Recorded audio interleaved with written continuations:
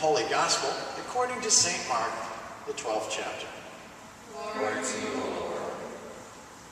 As Jesus taught, he said, "Beware of the scribes who like to walk around in long robes and be greeted with respect in the marketplaces, and to have the best seats in the synagogue and places of honor at banquets. They devour widows' houses, and for the sake of appearance they say long prayers.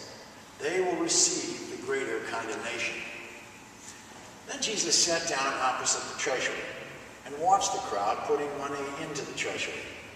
Many rich people put in large sums. A poor widow came and put in 2 small copper coins, which are worth a penny.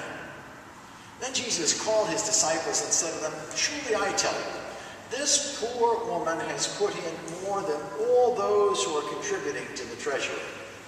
For all of them have contributed out of their abundance, but she, out of her poverty, has put in everything she had, all that she had to live on." The Gospel of the Lord.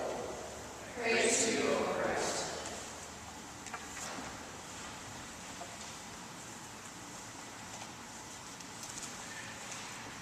This morning, I'm going to tell you how to become a saint. You're probably wondering how I'm going to do this, because when you think of me, you don't necessarily think of Mother Teresa or Cardinal Bernardin or any other saint you might know who had lives that were absolutely impeccable. But a hero of mine, Dr. Fred B. Craddock, remembers that as a young boy, he used to listen to one preacher after another give illustrations of the lives of great fiction, people from the lives of great scripture passages and from history. And he said, "Have you ever listened to a sermon in which the lineup of illustrations includes Mother Teresa, Albert Schweitzer, and the missionaries who had their feet frozen off working in Alaska? As a young person sitting in church, I heard those kinds of stories all the time. I would sit there, swinging my feet, and say to myself, it's a shame you can't be a Christian in this little town. Nobody is chasing or imprisoning or killing Christians here. You can't be a saint in this place." And then Craddock said, "I went away to summer camp. One night we had an inspiring worship service by the lake with a campfire and candles. We sang, 'Are Ye Able?' and we dedicated our lives to serving Christ.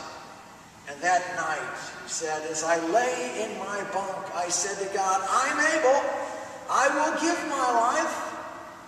And then I pictured myself running in front of a train and rescuing a child, swimming out into the lake and saving someone who was drowning.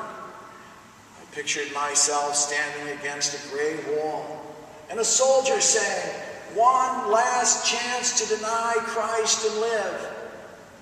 And once again, I shout out my love and loyalty to Christ. The soldier says, 'Ready, aim, fire.' My body slumps. People weep. The flag is lowered to half-mast. Later, a monument is built. And people say, as they come with their children and cameras, 'Johnny, stand over here. Let's get your picture where Fred gave his life.' It goes on to say, I was sincere then, so I'm sincere now. I did give my life to Christ, but not in the way I have dreamed. I didn't write one check. Instead, I've written 45 years of little checks, 87 cents, 21 cents, $1.03. That's how you become a saint, by doing the little things, and then being surprised that you are called out by Jesus.